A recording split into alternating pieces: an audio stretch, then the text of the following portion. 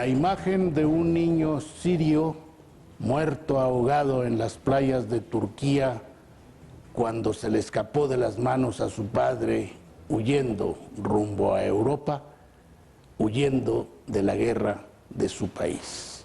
El mismo sendero del niño Aylin es el que están tomando decenas, centenares de miles de refugiados en busca de una vida mejor.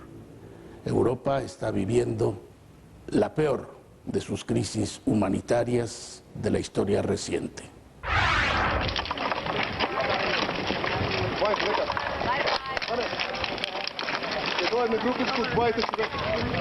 Es la mayor crisis de refugiados que se vive en toda Europa y en buena parte de Oriente Medio, Asia Meridional y África Oriental desde el final de la Segunda Guerra Mundial. Centenares de miles de personas de todas las edades y condiciones, hombres, mujeres, niños, bebés, ancianos, personas sanas y personas enfermas, llevan casi 2 meses recorriendo a pie un continente entero. Todos ellos tienen, en cambio, un denominador común. Huyen desfavoridos de las guerras que asolan sus países de origen, Siria e Irak fundamentalmente, pero también en Afganistán, Pakistán, Libia o Eritrea. Y por encima de todo, 2 nombres que casi todos repiten, el Daesh, o ISIS, o Estado Islámico, y Bashar al-Assad, el dictador que gobierna Siria con puño de hierro y que lleva varios años masacrando a su propia población. Okay, I'm from Syria, I'm 20 years old, I come here trying to reach UK, trying to get a better life, trying to study, continue my study, to study medicine, trying to be a psychiatrist, that's my dream. It's been my dream like a long time ago, but it's been really hard in Syria, and that's why I try to follow my dreams up here in Europe. Because of our dictator Bashar al-Assad and ISIS crisis and all of their feeling. En el último mes se calcula que más de 250.000 de personas han podido cruzar la frontera que separa Serbia con Hungría, llegados a Europa por mar a través de las playas de Grecia y ascendiendo por Macedonia en los Balcanes.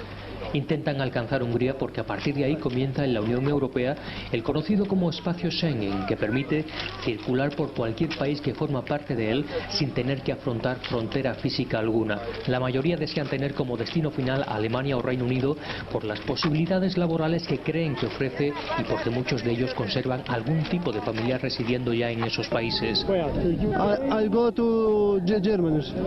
Germany, why? Because Germany is good. Pero estos son solo las decenas de miles de personas que llegan a tierra firme, que lo consiguen. Otros muchos quedan en el mar ahogados. Porque para poder alcanzar Europa antes han tenido que atravesar también toda Turquía y luego allí ponerse en manos de las mafias para embarcarlos hasta las costas griegas.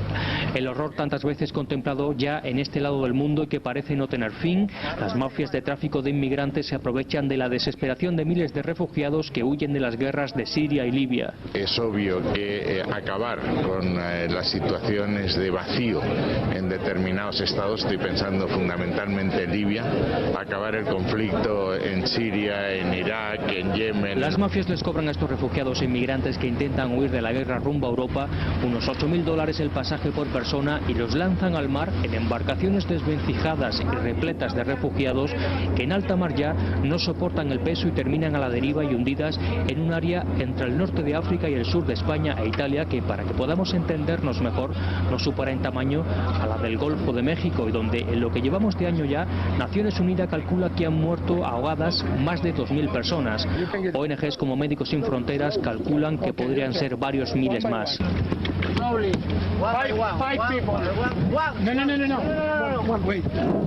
Uno, dos.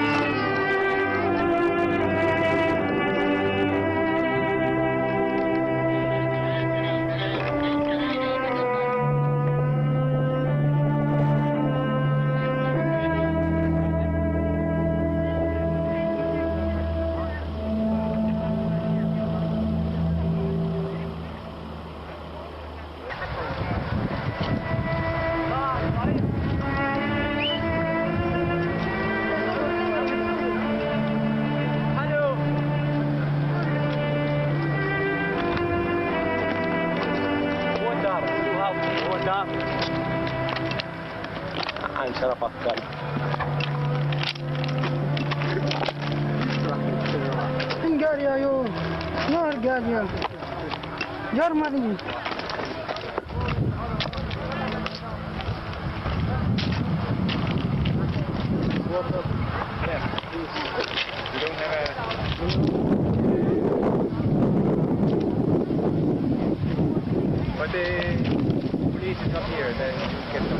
Estamos frente a un movimiento masivo, lo que se llama refugiados y inmigraciones en continuo movimiento. Yo diría en continua movimiento, huida y corrida mismo, porque si calcula uno los días desde que entraron en una isla griega de Turquía y han llegado a Alemania, puede ser mismo menos de una semana. Entonces es una población refugiada que corre. ¿Por qué corre y por qué usar estos caminos ilegales en vez de tener otras políticas dentro de Europa que les permite opciones alternativas legales? Para mí esto es el gran problema, antes de que sea obligada de coger los barcos y cruzar el Egeo o aún peor el Mediterráneo con los naufragios que han ocurrido allá y después tener que utilizar los traficantes para llegar hasta otros países si finalmente van a ser reconocidos como refugiados, porque lo son. Doy el ejemplo de los sirios, por ejemplo. Entonces, hasta que la guerra termine, que esto es la única solución, hay que buscar alternativas de movimientos legales. Ahí es la base y la clave, diría, del problema, que claro, es muy difícil porque necesita un acuerdo entre varios países de toda Europa. Entonces, lo que ven aquí es simplemente un fenómeno, una consecuencia, diría yo, de muchas cosas, entre cuales una, y la más importante para mí, de la falta de una política europea eficaz. ¿Cómo arreglar este tema?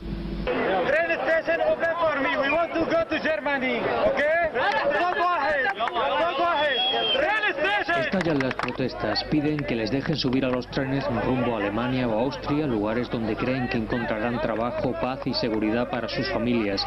Pero tras casi 2 meses caminando, jugándose la vida y siendo encerrados en campos de internamiento finalmente por el gobierno de Hungría del primer ministro Viktor Orbán, que lleva varios años gobernando el país con una política nacionalista extrema y que a menudo ha rozado los posicionamientos cercanos a la ultraderecha en asuntos como inmigración y derechos sociales, tras todo ese tiempo se encuentran con esto: 175 kilómetros de valla alambrada con cuchillas muy cortantes y espinos.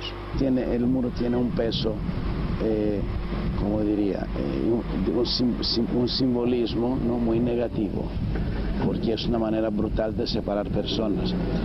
Pero lo que se trata ahora de las razones por qué se construyen estos muros, para mantener fuera de un país las olas migratorias, lo que se ha probado es que simplemente cambian las rutas. Y a veces cambiar las rutas es dar mismo más dinero a los que explotan la necesidad humana de buscar salidas para hacer ganancias. Un muro, por ejemplo, en la frontera terrestre de Grecia con Turquía en 2002 pudo limitar hasta casi reducir, hasta casi eliminarla, no totalmente, la llegada por vía terrestre. Lo que hizo era aumentar las llegadas a las islas griegas, o sea que cambió la ruta. En vez de ser la ruta terrestre, ahora es la ruta marítima, que es aún más cara y más peligrosa. Entonces, ¿qué cambió finalmente? La ruta.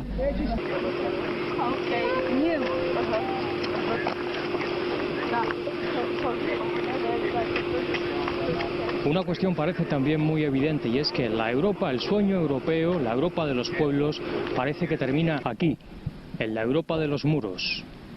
Es el considerado como el nuevo muro de la vergüenza en Europa. A un paso solo de poder lograr su sueño, la policía les prohíbe a la gran mayoría de ellos subirse a los trenes. El gobierno húngaro habla de que lo hace para luchar contra el terrorismo yihadista. They destroy all their documents before they arrive to the Hungarian side. They don't want to show their identity. We never know who is that migrant. Maybe there is a few terrorists in the group. Pero, ¿es esta la cara de un terrorista? ¿De un yihadista? ¿O esta?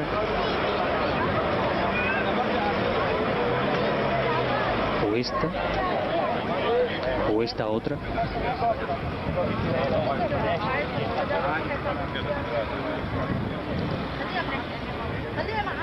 Con frecuencia, el exilio y la supervivencia no entienden de humanidad ni minusvalías. Algo tan extremo como el autismo, menos. Esta madre lleva cruzado a pie medio continente huyendo de la guerra con su hijo autista, que grita aterrado por el miedo que le produce todo lo que le rodea y que no comprende.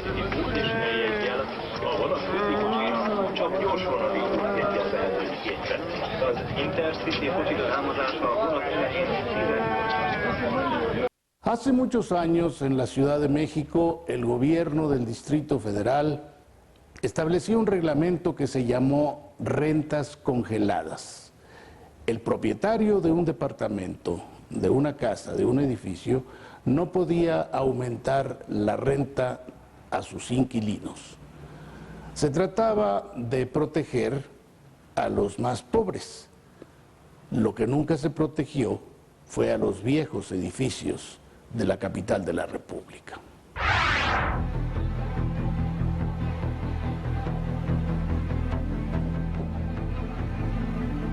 Al menos 200 edificios del centro histórico del Distrito Federal están en riesgo de colapso. Así lo informó el profesor de la especialización en diseño, planificación y conservación de paisajes de la UAM Azcapotzalco, Saúl Alcántara Onofre, en pláticas con el fideicomiso del centro histórico. Por la incuria, falta de mantenimiento y conservación, que ya no es mantenimiento ahora, sino ya es una restauración integral, y que de estos 200, alrededor de 30 son los que están en mayor alto riesgo. Y de esto, bueno, lo dialogué con el director del fideicomiso del centro histórico, Inti Muñoz. Pues una gran cantidad de estas edificaciones se encuentran sin mantenimiento, o sea, no hay quien se preocupe por darles mantenimiento. 4 de estas edificaciones están apuntaladas para que no se vengan abajo. Diversos son los motivos por los cuales la llamada Ciudad de los Palacios está en decadencia. Uno de ellos, las rentas congeladas que se instauraron durante la Segunda Guerra Mundial y que propiciaron que los dueños dejaran de invertir en su conservación. No habría que incrementar las rentas en los inmuebles, y esto vino a afectar muchísimo a los edificios. Con el paso de los años, pues el propietario no pudo incrementar sus rentas, vinieron devaluaciones. Debido a esto, las rentas se volvieron de risa para los propietarios, porque pues con ese dinero pues ni siquiera pues, les servía para pintar el edificio. Otro es el llamado fenómeno de hundimiento que afecta indiscutiblemente a los edificios de la Ciudad de México año con año. Cabe recordar que parte del centro histórico se encuentra en lo que antes era el lago de Texcoco. Se llegan a hundir hasta 40 centímetros por la explotación de los mantos acuíferos, ¿no? Hay otras zonas que se hunden del orden de 10 centímetros y así varía. No hay que olvidar el peligro latente de sismos. En la Ciudad de México hay 12.714 edificios localizados en la zona de más riesgo sísmico y se encuentran evaluados en alta, media y baja vulnerabilidad, de acuerdo con un censo realizado por el Instituto para la Seguridad de las Construcciones en el Distrito Federal. Se agrega el factor de que gran cantidad de edificaciones tienen más de 100 años de haberse construido y que al paso del tiempo se han quedado sin dueño. Por ello, la dificultad de intervenirlos.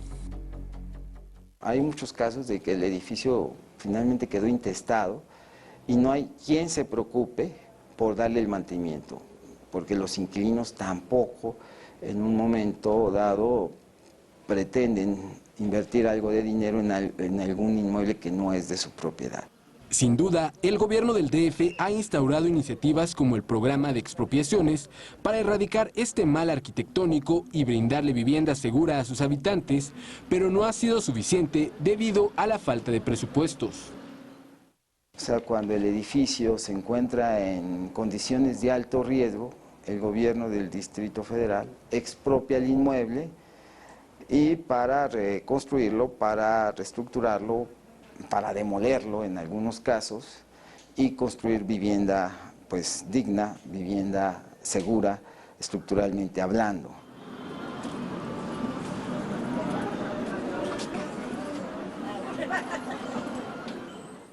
El gobierno del DF, que es el más obligado directamente, no había tenido los recursos. Cuando va y pide uno que el bacheo, que esto, que el reencarpetamiento, pues es que no hay dinero, y no hay dinero. Bueno, pues ver de dónde lo consigues, no es mi culpa, yo te pago impuestos, tú debes de saber cómo los administras. La señora María Arias se ha preocupado por su zona habitacional y gracias al programa Mejoramiento Barrial es que ha restaurado parte de su colonia. Que es donde hemos trabajado en la restauración, en el reforzamiento de pretiles, en el fondeo y en la pintura de la fachada. Y eso nos ha dado un plus en imagen urbana. En estas calles. El mejoramiento barrial nos da una participación muy activa y muy responsable. Y sobre todo, hacer que funcione lo que tenemos de gobierno y los recursos que debe de bajar y que la población puede manejar. Los habitantes de la Ciudad de México tienen que trabajar en conjunto con instituciones como el Instituto de Vivienda del DF, Protección Civil, entre otras, debido a que ellos son los que tienen la mayor responsabilidad de su edificio. La responsabilidad directa en la conservación y el mantenimiento de estos monumentos históricos, que la ley protege para que no se demuelan y no desaparezcan, es del propietario. Según el Instituto Nacional de Antropología e Historia, pues en el perímetro A y B del centro histórico existen más de 1000 inmuebles catalogados como monumentos históricos, distribuidos en las 6 principales zonas de concentración de estos en toda la ciudad. Tenemos más de 1706 monumentos históricos dentro de esos perímetros protegidos, pero fuera de los perímetros protegidos, en la Ciudad de México tenemos 4.307 monumentos, es decir, en todo el DF tenemos catalogados 4.307 monumentos.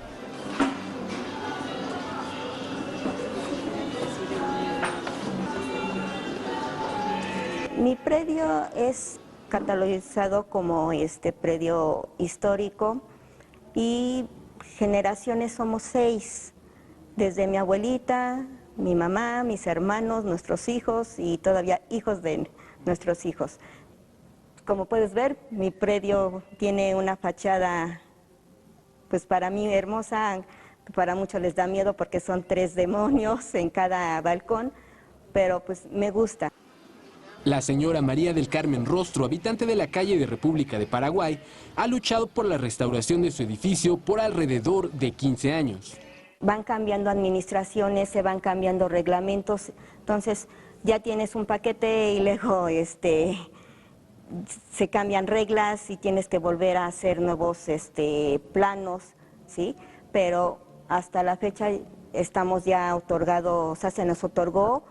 A través de ese tiempo ha sido testigo de los diferentes edificios que no han resistido el paso del tiempo y por los que no se ha hecho nada en materia de conservación. Muchos de los edificios dañados en el DF se localizan en 15 de las 30 colonias de esta demarcación. A raíz de que se colapsa el predio de Eje Central con Perú, como a los 15 días se colapsa otro predio en Perú con esquina Allende, como a los 8 días se colapsa otro predio en Eje 1 con República de Argentina y 2-3 días mismo entre Eje 1 y Ecuador sobre Argentina se colapsa una barda igual. Entonces, y en todos ha habido heridos o pérdidas humanas. Entonces, esto sí lo debe de ver un poco gobierno central, en el sentido de que esta zona es muy vulnerable ya con los inmuebles colapsándose por viejos. Para el Instituto Nacional de Antropología e Historia existe una preocupación latente por parte de los ciudadanos, como la señora María del Carmen por sus viviendas, la cual se ve reflejada en las solicitudes recibidas al año para restaurar inmuebles. Recibimos un promedio de 13,000 solicitudes para intervenir y restaurar monumentos históricos. 13,000. ¿Eso qué significa? Que cada año se atiende al 20% de los edificios que están catalogados, al 20%. ¿Y eso qué quiere decir? Que en 5 años se atiende el 100%, o sea, cada 5 años cubrimos la totalidad de los monumentos históricos. ¿Eso qué quiere decir? Que en términos generales sí hay una preocupación por parte de los propietarios por mantener y conservar ese patrimonio. Con base en un informe de la Dirección de Protección Civil, en el DF hay 12,000 inmuebles, con diversos tipos de riesgos en sus estructuras, y en la delegación Cuauhtémoc se concentra la mayoría, con 800, de los cuales 80 son inhabitables. ¿Qué representaría la pérdida de estos en la historia de nuestro país? Si la Ciudad de México empieza a perder estos edificios históricos o artísticos, pues realmente nos quedaremos sin una memoria, sin una identidad y sin qué mostrar al mundo nuestra cultura arquitectónica y urbanística. Entre más conservemos nuestro patrimonio, conservaremos nuestra identidad de mexicanos, ¿no? Y el Centro Histórico de México es de los más ricos de América Latina. Esa identidad se encuentra en las paredes, los ventanales y corredores de esos edificios. Sin ellos, las nuevas generaciones, según historiadores, no sabrán de dónde vienen y a dónde van. Conservar es la palabra, y con ella se olvidará la decadencia de esta ciudad que aún puede conocerse como la ciudad de los palacios.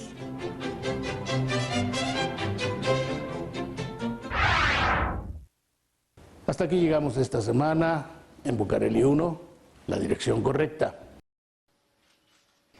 Te invitamos a seguir cuestionando la información con los siguientes videos.